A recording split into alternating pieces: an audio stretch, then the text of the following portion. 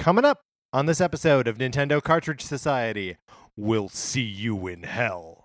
Coming to Switch, summer 2019. It's dangerous to go alone, so the Nintendo Cartridge Society goes with you.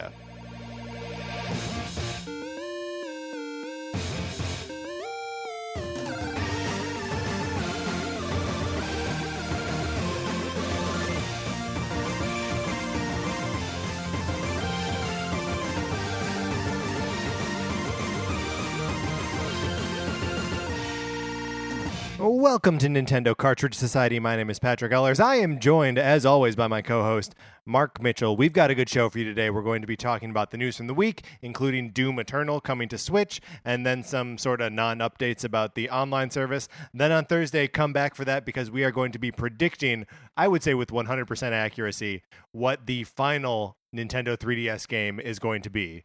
100% accuracy, Mark? Do you think I'm overconfident in promising that? I don't think we've ever been wrong before. I mean, historically, no. But, they say that there is a first time for everything. That's only true of things that happen. Yeah, exactly. Things that don't happen? It will never happen. There's never a first. You know what there has been many firsts of is people friending us on the Switch. And we love it every single time. Every single time. Mark, we're going to be getting into it in a second, but I've been playing a little bit of Luigi's Balloon World over this last weekend, and I don't know if the game prioritizes your friends, which would make sense. But I feel like I am seeing the names of people who have friended me from this show, and I'm finding your balloons, and I'm popping your balloons, and I'm collecting them coins. So see if you can collect my balloons and collect my coins. They're not my coins; they're still Luigi's coins. Anyway, we love it. Our friend codes are in the description of this episode, so if you continue to do that, that'd be great. Also, if you want to be our friends on non-Nintendo platforms, you can find us on Twitter. I'm at Patrick_Ellers. Mark is at MKE Mitchell, and the show is at Nincart Society. We're on Facebook as well. The page is just called Nintendo Cartridge Society. Or you can send us an email for a couple of different reasons. Mark, why can people send us an email? All right, first of all, you've been hearing us talk about Sonic Forces for almost a year now. Well, we took a break because my copy of Sonic Forces, I lent it out to someone. It didn't come back. It didn't come back. It didn't come back. It didn't come back. But then it did. Then God smiled upon us. The clouds parted and Sonic Forces came soaring from the heavens, landed in my lap softly. And now we are lending it back out to you, the listener. Mark, why are we doing this? Because we got an email this week asking why we were doing this. I mean, because this copy of Sonic Forces is cursed, like the VHS tape in the ring. Absolutely. So, okay, I guess we should have gotten to that earlier. Oh, yeah, oops. Right, when you play this game, 4 days later, you die. I mean, it's you're spared, really, because after you play the game, you have the experience of having played the game, and the sweet release of death is all you'll be asking for. No. We're doing it because... Look, you might be curious about Sonic Forces, but you don't want to pay the money to experience it. We are being heroes. That's right. And you are right to be curious about it. It is a curiosity. Capital C, curiosity. If you would like to borrow my copy of Sonic Forces, just send your address to Nintendo Cartridge Society at gmail.com. I send you the game. It's in an envelope within an envelope. One of those envelopes contains my address back to me and postage both ways. It costs you nothing. Your risk is zero, except that you die at the end of 4 days. What else can people do with our email address? On September 13th, I was frantically looking for the date. It was written down, yeah. Mm-hmm. On September 13th, we're going to release an episode where we definitively determine the best Zelda NPC of all time. Now, we were discussing this last week. NPC, as far as Zelda games are concerned, is everyone but Link. Got an email from someone pointing out that's not 100% true, but I'm going to say it's everyone but Link. So if you want to represent your favorite character, if you like those weird lover characters from Majora's Mask. Right, or maybe you're like, what about those chickens that have a face?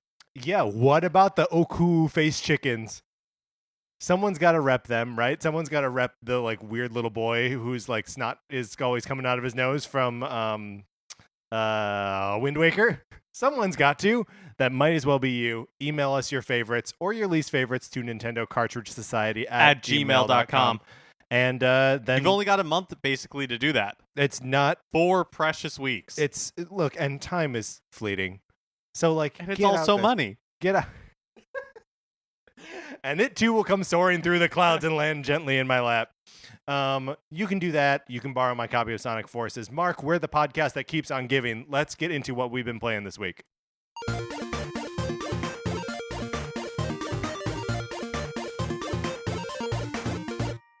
I already mentioned it, but Luigi's Balloon World in Super Mario Odyssey. I was scrolling through Twitter, like I am wont to do when I am bored / clinically depressed. And I saw Danny O'Dwyer of NoClip tweeting about Dark Souls because he's playing Dark Souls Remastered. And I saw the guy in the armor, and I was like, oh, I want to go into Mario Odyssey and buy the armor that I never bought, like one of these extra costumes that came to it, months after release. And I realized I didn't have enough coins to do this. And I was like, the best way to farm coins is something I've said before, so it must be true, is to play Luigi's Balloon World. And it turns out that that remains true, and it's super fun. So I probably sunk like 3 or 4 hours into just getting coins and buying new outfits that I had never purchased before through doing Luigi's Balloon World. I love it. I went to bed last night still thinking about it, which is weird. It's just like the game has a mode where you have an unlimited number of goals to pursue, just forever.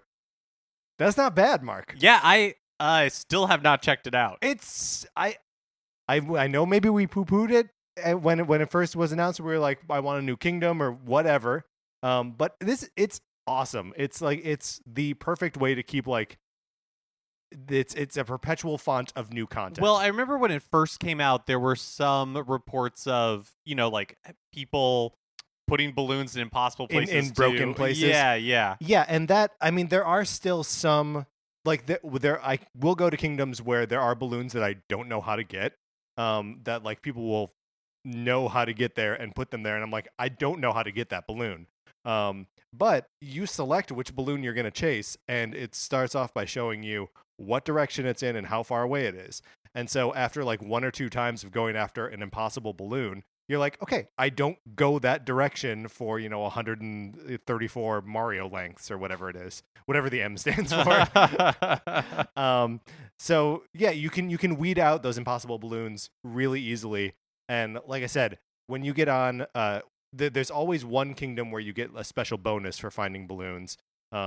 And when you link that with finding multiple balloons in a row, you just start to rack up these insane bonuses so that regardless of how many coins it's actually worth to get the balloon, you're getting bonuses that are in total 900 coins, 800 coins, something insane like that. So you're going after, you spend 15 coins and then come back with 1,000. And it's like, what? And that, that will actually facilitate you getting to the 5,000 coins. Yeah, that you need does for seem armor like a really whatever. efficient way to get coins for some of those costumes. Yeah.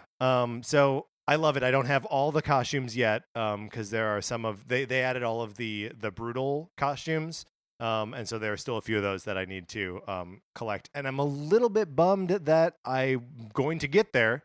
I'm going to have spent all of the coins and then just want to collect more coins and then the cap on that is pretty low, 9,999 coins. There were multiple times where I was like, I need another decimal point. I need this to go into, I need to go into 5 digits. I need to go into 5 digits. So that should be the next expansion. Yeah, just one more digit just there. One more digit. That's all I want is one more digit. What have you been playing, Mark? So I checked out the Dragon Ball Fighters beta. Yeah. That was happening over the weekend. Mm-hmm. Man, I really wish this wasn't a fighting game. Because, and only for my own selfish reasons, that I think the presentation is really fun. Yeah. I think that when you're just in the lobby walking around and you can change the character that you are presenting as. Yeah. And I just have affinity for these characters. And so it's fun to see them so like well represented. Yeah. But it's in a genre that just doesn't really click for me. Yeah. Were you able to find like were you playing online or just like, I guess you probably have to in the beta, yeah. right? So basically what I spent a lot of my time doing was going through the, it's not even like a challenge mode. It's basically just like the tutorials, right? And then there's also a replay section where you can watch other people fighting, and then you can be a spectator. Oh, so the replays are like, you're watching basically just like recorded video. Yeah, right? recorded video. And then you can react with different stickers. Oh, that's great. And then you can also just be a spectator in a live match. Did a little bit of that. I didn't find a single like live person in this beta. That's I hadn't heard about it about the beta like going well or poorly on Switch. Yeah, from what I was reading online, like it went how people expected it to go, which was fine. That's good and great. Yeah, but I really enjoyed my time with it. Right. Do you feel as though this quenched your thirst for Dragon Ball FighterZ? Yeah, but now I'm kind of like, oh, is there a good Dragon Ball like action game out there? Hey, listener who knows that there might be a good Dragon Ball action game out there that Mark doesn't know about, you should email us at Nintendo Cartridge Society at gmail.com. And we refuse to look it up on our own. So please pass that along to us. Mark, let me tell you something that I did this week, which is game related. I was reading a book this weekend because I went on Teen Creeps this weekend. That episode should be out on like Thursday. Check out Teen Creeps. It's a fun podcast. But I needed just like background music to listen to. And I was like, we were talking about how the new Smash Brothers Ultimate on Switch has the ability to listen to the over 900 tracks of music as though the system becomes a music player, right? And at the time I said, hey, the 3DS does that as well. And so that just like, I was reminded that is an option that I always have. I can listen to Smash music if I want to, which is a great way to like, it's such good like background music, or like take something that's sort of boring and like make it fun. Not that the book was boring, but like, it didn't have pictures in it.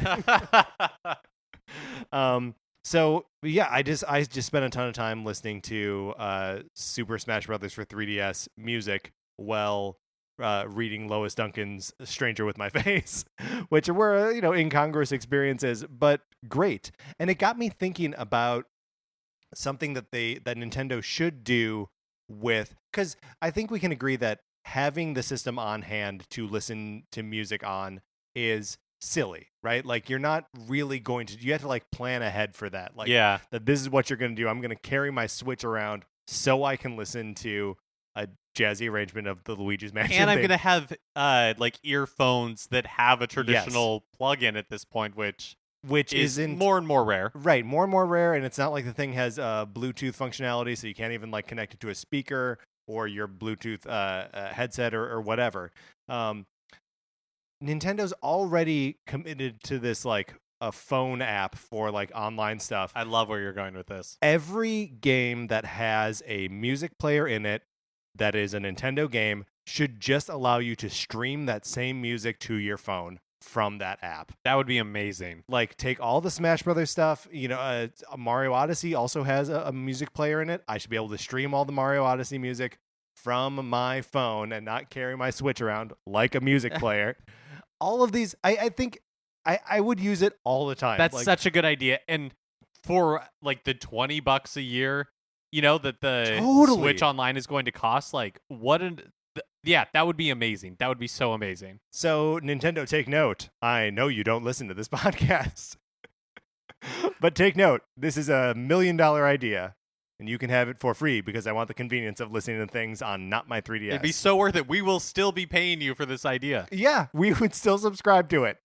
When I bought WarioWare Gold, yes, I bought it from the eShop, and I also just picked up Link's Awakening DX at the same time. Yeah. Been making my way slowly through it, and man, this game is super fun. Is this partially because you want to fill up your roster of potential best Zelda NPCs. Yeah, like revisiting some of these Zelda games that I haven't played for a long time. Mm-hmm. Yeah, it's such a interesting experience. So I was expecting it to be kind of annoying to have to continually like press start because you only have 2 buttons, you know, as action buttons. So you have to, and you do get to assign them freely to whatever item you want. Right, but I thought that continually having to like change that would be annoying, but it's not really. I don't know why. I don't know what it is about the game that I don't. It happens relatively quickly, right? Like the pause menu pops up and it goes away pretty quick, and the sound is always yeah. But it's like, why do I hate this in like Ocarina of Time? But on the N64, but it doesn't bother me at all, and I don't really have a good answer for that. But it's a really fun game. Yeah, no, that is a solid game. I think probably one of the best Zeldas. But you're enjoying it. That's good to hear. I continue to play more WarioWare Gold. Great game. Another one where like take all those little music cues. Absolutely. Put them on my phone. That's all I want. All right, Mark. That's what we've been playing this week. Let's get into the new releases and what we might be playing next week.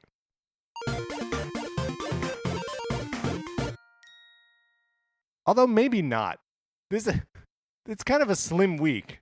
So, a couple of games I want to call out. I guess really just one off the top of my head is Cosmic Star Heroine. Okay, tell me about Cosmic Star Heroine. It's an RPG that I have heard good things about, and the Axe of the Blood God podcast, the US Gamer with Kat Bailey and Nadia Oxford, they were doing a playthrough of it, and they would talk about it every week. And just from their like experiences with it, I don't know if they ever finished it. I think they got sidetracked by some other stuff, but just like the way they were describing it sounded really enjoyable. Yeah. And but the problem is that I still haven't finished Octopath Traveler. Yeah. And I hate really like building up a backlog, so I don't think I'm going to pick it up now. Especially of RPGs, right? Right, because it feels like if I don't finish Octopath Traveler, right, before I move on to another game, I don't think I'll ever finish Octopath Traveler.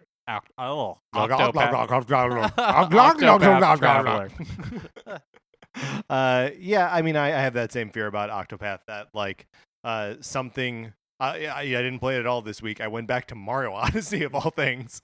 So like, yeah, if something on a more permanent basis can pull me away, I may never make it back to that game.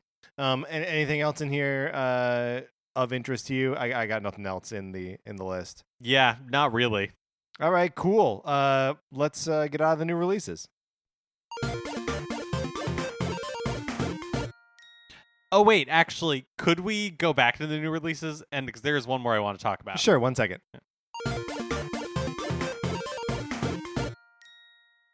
So there's a game called Keep Talking and Nobody Explodes. Yes. Was this originally a VR title? I don't know. Okay. I have no idea where this game came from. Mm-hmm. I don't know if it was like a mobile title beforehand, but I am intrigued by it.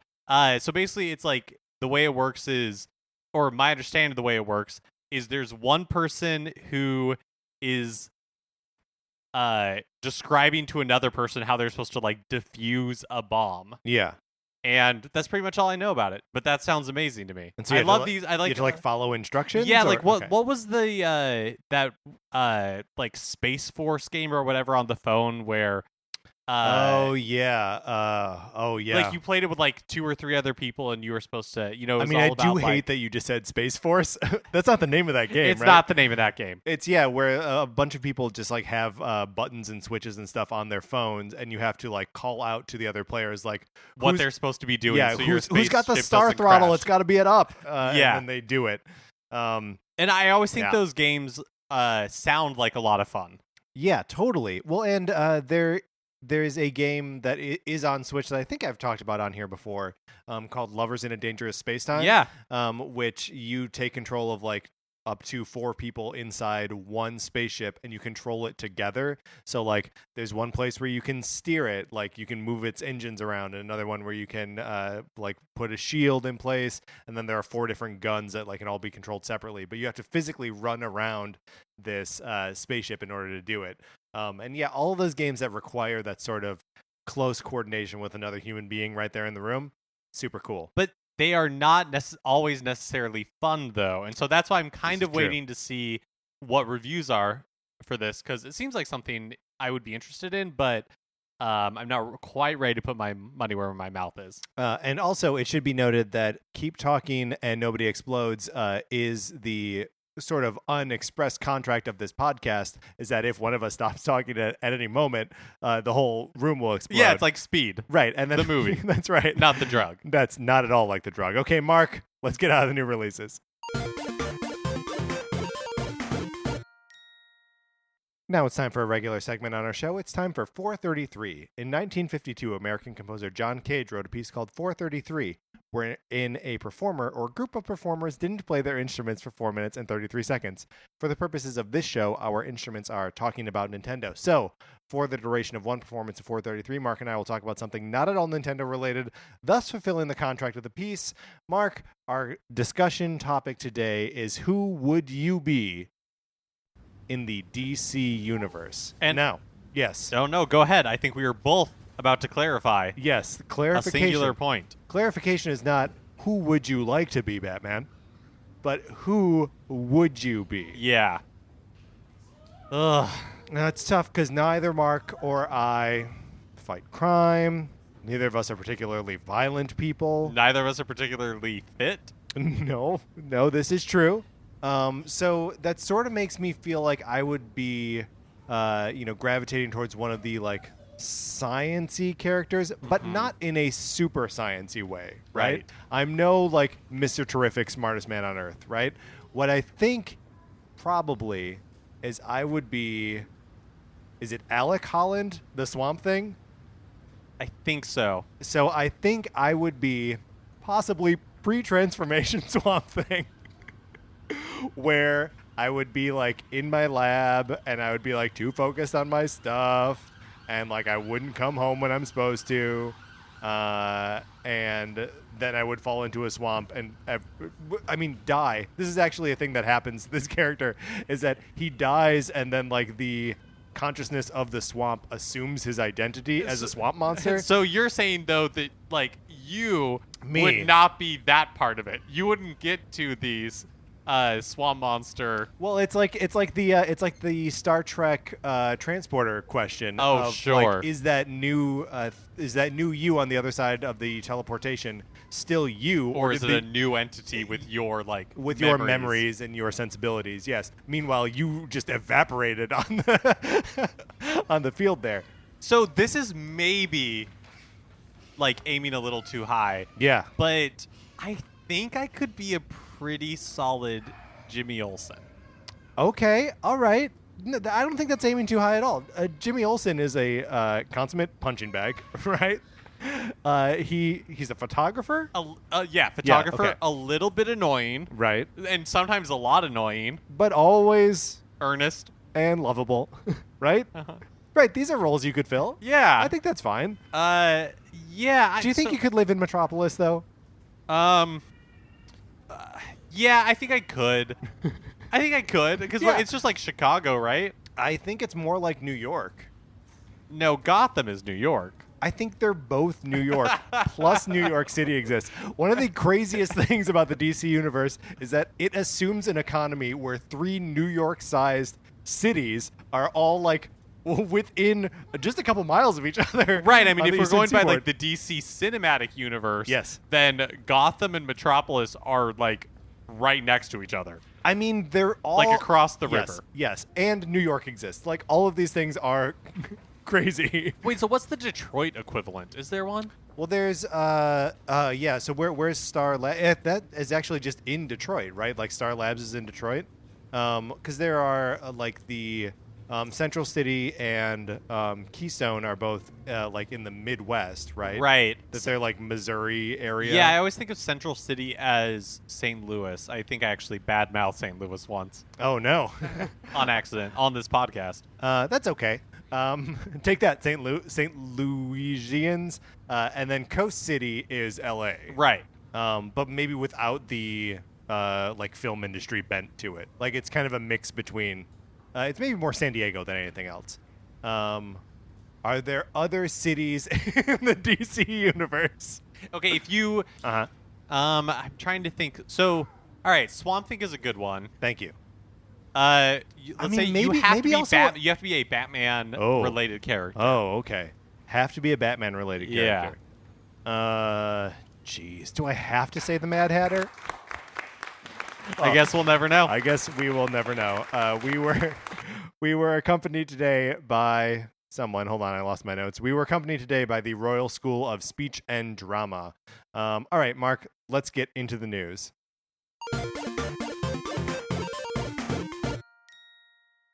All right, some new details emerged about the Switch's online service last week. But, I mean, like, new details in really heavy quotes. Yeah, both the new and the details part, I think, are suspect. I mean,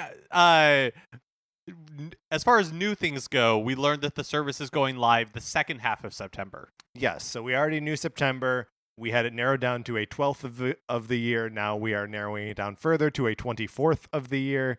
We're getting closer, Mark. But I think that pretty much is like the end of the new information. Yeah, I agree with that. So Nintendo's Twitter used a screenshot of Super Mario Bros. 3, noting that you will be able to play NES games like this one with your friends online. Cool. They also are sticking with this anywhere, anytime language, which doesn't really make it sound like a streaming service necessarily. Yeah, I mean, that's the part that I still don't... I mean, obviously, if you are playing online with your friends, you would need to have an internet connection.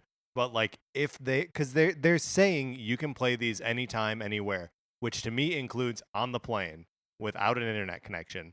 And I just hope that's the case. I hope there's a way to download these games. They're so small, right? Like, in terms of data, you should be able to either stream or download them, I think. No, I totally think so. And then also, it's going to launch with 20 games, 20 NES games, only 10 of which we know about. Right. So there's still 10 just like out there. They have a lot of heavy hitters in those 10 though. So I mean, they've got a lot of crap in there too. It's soccer, balloon fight, tennis, ice climber, Donkey Kong, Dr. Mario, Super Mario Brothers, just regular old Mario Brothers, Super Mario Brothers 3, and The Legend of Zelda. Yeah, so I guess there's like 4, maybe 5, like it's really like half and half. Yeah. Because like I'm gonna play balloon fight, but that's kind of the problem. I mean, I would rather play balloon fight than soccer. Well, I'd rather play soccer than ice climber. So I just feel like it doesn't bode well for the other 10. Oh, you think that the other 10 are going to be worse than these? No, I think it's going to be a similar mix. Oh, sure. Right, and I think that's where the disappointment for me that it's just going to be NES titles. Yeah. Like we've discussed with the NES Classic Edition, like I don't feel like there are a ton of the NES games that Nintendo likes to keep surfacing that have a lot of replay value for me. Because I don't love arcadey titles. Yeah. Well, and I mean, it is interesting that some of these games don't appear on the NES Classic. Like, whatever their priorities are in selecting which NES games to like champion, there seems to be no consistency to it. Like, why soccer? Well, why soccer? Why tennis? Like those seem like such weird choices to me. Why ice climber again? I guess maybe for the online aspect of something of those types of games. Multiplayer, right? Look, if the original ice hockey on NES isn't on here, I'm gonna go nuts, Mark. I love ice hockey on the NES. It's so good. You can get a team full of fat hockey players. It's the best. Skinny hockey players if you want. I mean, really, for me, honestly, out of these 10 titles, the one I will probably play the most, return to the most, is Super Mario Bros. 3. Yeah, great game. I mean, Dr. Mario is also on here. Right, and so I can appreciate for people, like, Tetris is on here, so there are, like, but... Sorry, we need to calm down. It's tennis. It's tennis. It is not Tetris. Oh, what a nightmare this has turned out to be. For a second, my heart was in my throat, and I was like, Tetris? You're right. Tetris is not on here. Ugh. Okay, well, as long as we're talking release dates, nebulously set for sometime in September. Yes. That's when Undertale is making its way to Switch. So, I'm excited about Undertale. I am worried that this will be the game that dethrones Octopath for me. Maybe not in my heart, but the one that makes me stop playing Octopath. Because it is also a menu-based combat RPG, but has a great sense of humor about itself and knows everything that you know about 30 years of this kind of role-playing game and uses it against you and with you. So I'm very excited for this game. Are you excited enough to pick up the $70 collector's edition? Mark, I'm not. It comes with a storybook, a soundtrack, a gold locket, and sheet music. I mean, just based on that description alone, it sounds like it could be a special edition DVD of The Secret Garden. Hey. I'll thank you to keep your eyes off of my bookshelf. That is my special edition of The Secret Garden. I know you may not borrow it. I'm not dropping this. As part of Nintendo's recent financial report, the company disclosed that they have sold 727.65 million units of hardware, starting with the NES. It's a few. That is a couple. They've sold some hardware. I mean, I'm assuming a lot of these are the Virtual Boy. Am I right? The Virtual Boy sold like 0.7 Is this thing million. on? Is this thing? Yeah, I mean, obviously they've made a lot of different consoles to get to that 727.65 million pieces of hardware. They broke it down a little bit further into handheld versus consoles. They've sold more handhelds than they have home consoles. 427.11 million handhelds and 3.54 million home consoles. 300.54 million. Yes, you're correct.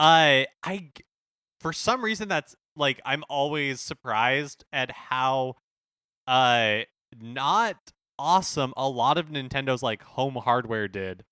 Yeah, I mean, like the NES did really well, and it was like a continuous decline until the Wii. And then like with the Wii U sort of like picked back up where the GameCube left off and was like, oh yeah, we were on a decline.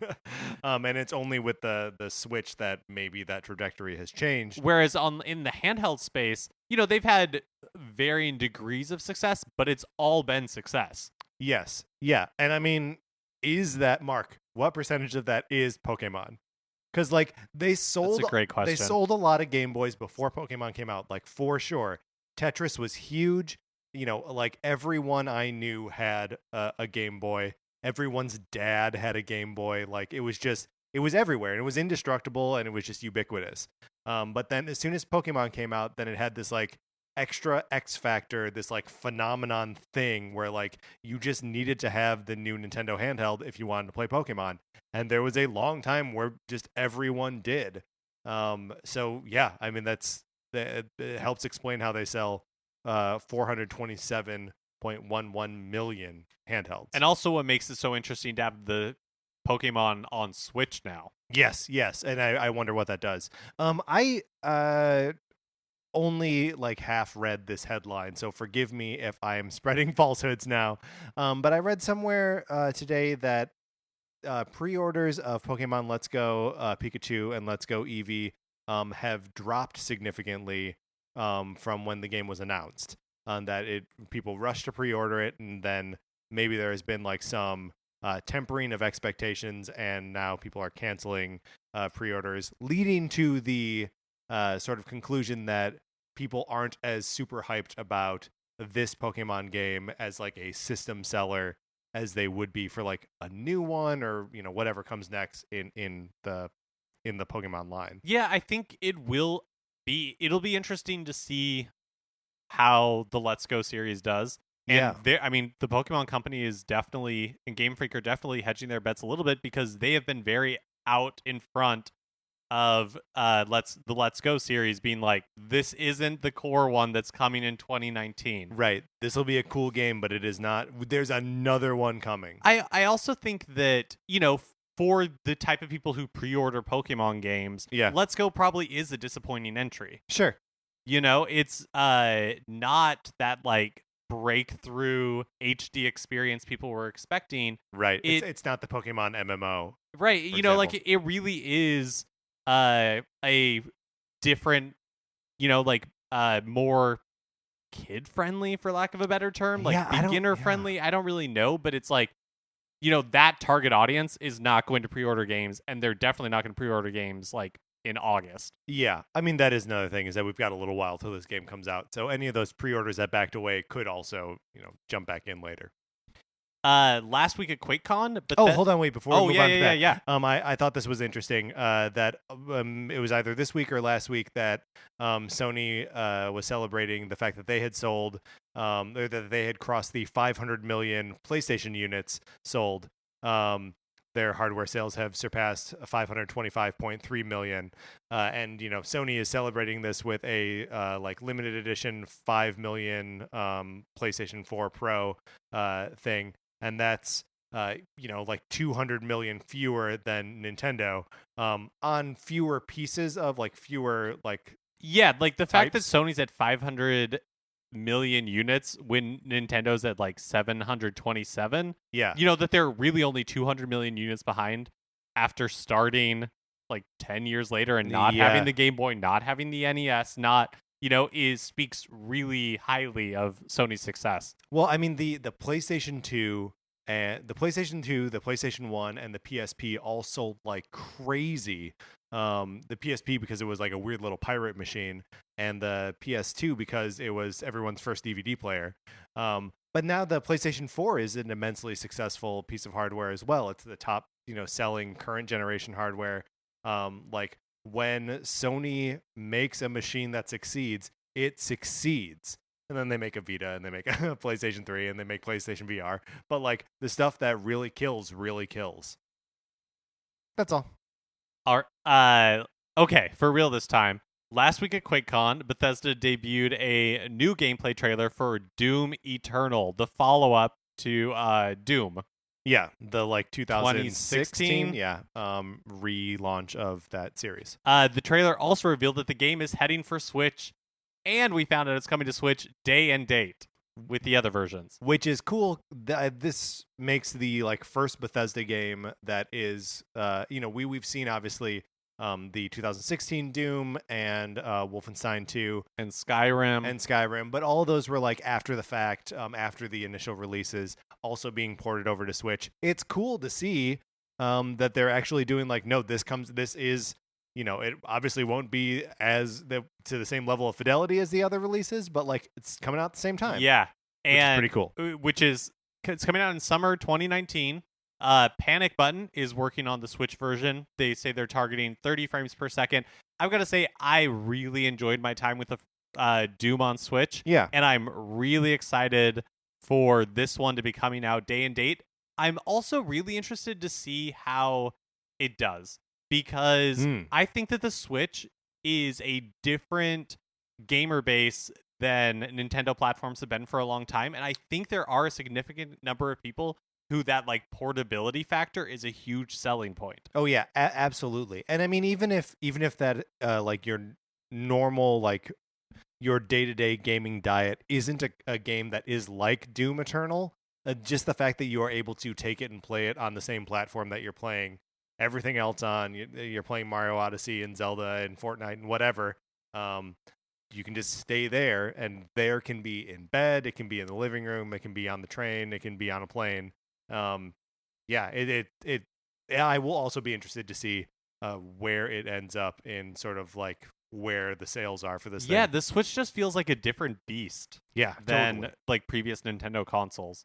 So it's really exciting to see it coming day and date. However, yes, for every up there is a down. We have just upped. Prepare to down. Ubisoft has announced that they have canceled the Switch version of Steep. Mark, we should have seen this coming. We should have, but we all forgot that it was ever supposed to be coming in the first place. Steep was what, a snowboard game or something? Yeah, a downhill snowboarding game that was, I think, one of the first third-party games announced for Switch, and then we heard nothing except rumors from IGN that development was not going well, and this of course seems to confirm that. Twitter user at RJISAGamer. RJ is a gamer, is how I read it. Oh, yeah, of course. No, that makes total sense. Asked the official Steep Twitter account for an update on the Switch port, and the company replied, Hey, RJ is a gamer. We are wholly dedicated to supporting the live game and made the decision to stop steep development on the Nintendo Switch platform to focus on bringing new live content and challenges to Steep players instead. We'll have more exciting news to share soon. So there you go. If you demand an explanation of a company on Twitter, they will give it to you, and it'll actually be an honest answer. Crazy, right? So I guess if you pre-ordered it, go to GameStop and get that money back. Maybe put it towards. Did you put Pokemon money Let's down Go? on Steep? You have pre-ordered at GameStop? You have. I mean, if you pre-order it at GameStop, you have to put money down, don't you? Man, place is a scam. Because like, if you pre-order anywhere else, they don't charge you until like you get the thing, right? Well, like on Amazon or Best Buy. Or... Well, I don't know if you pre-ordered like a physical copy in Best Buy. You maybe have to put some money down. I really don't know. Yeah, I haven't pre-ordered a game for a very long time in retail. I There do you it all go. the time digitally for no reason at all. There's no benefit. Nintendo released a new trailer for Pokemon Let's Go Pikachu and Pokemon Let's Go Eevee last week, showing off some familiar locations along with some super cute new walking animations for the various Pokemon. Yeah, did you see people freaking out about the Ivysaur animation? Oh, because he's like hopping around like a frog. Oh, Instead of walking around with like it answered the question of like, does it move like a turtle or does it move like a frog? And I guess it was hopping like a frog, and people were like, no. But like, it's obviously a well, frog. no wonder people are canceling their pre-orders. Yeah, so the game looks cute. We get to see Team Rocket and like some of the gym leaders and stuff, and it looks an awful lot like the cartoon from the 90s. And I mean, it looks cute. It looks like what it's supposed to look like as far as I'm concerned. Yeah, I mean, I've pre-ordered the little Pokemon ball thing. Yeah, you're all in. So I am pretty much all in at this point. Have we talked about which version of the game you're getting? You know that I'm like a dumb sucker who's gonna get Pikachu. That's right. You are a dumb sucker. Jimmy Olsen. We also got to see that there are mega evolutions in this version of the game. They showed Blastoise, Venusaur, and both versions of Charizard. So that's a more modern Pokemon mechanic making its way into what is effectively a remake of Yellow, which I guess is I saw people excited about it. I don't really know what to make of this. What do you think, Mark? I understand that it's a little bit like Pokemon for babies, but I'm in. I really am. Goo Goo Gaga is basically Pokemon for babies. Pass me a rattle and a pacifier and give me my Pokemon. All right, Mark, let's get out of the news. That is going to do it for this episode of Nintendo Cartridge Society. Remember to come back on Thursday because we are going to be predicting what the final Nintendo game on the 3DS is. Mark is laughing at me because I put like my fingers to my forehead as though I'm like tapping into the third eye. Right, or like Johnny Carson. Yeah, I'm Karnak. Remember, please rate, review, subscribe on Apple Podcasts. If you like the episode, share it on Facebook or Twitter or wherever you share things. Real life. It's a good place to share this as well. You can follow us on Twitter. I'm at Patrick_Ellers. Mark is at MKE Mitchell. The show is at Nin Cart Society. Facebook page is just Nintendo Cartridge Society. If you like Mark and Mine's opinions, you can check out our comic book reviews and discussions on retconpunch.com. Olivia Duncan made our logo. Our theme music is provided by 8-Bit Betty. You can get more of his music by going to 8bitbetty.com or by listening right now. For my co-host, Mark Mitchell, this is Patrick Ellers, mega evolving into some sort of mega form. And thanks for listening.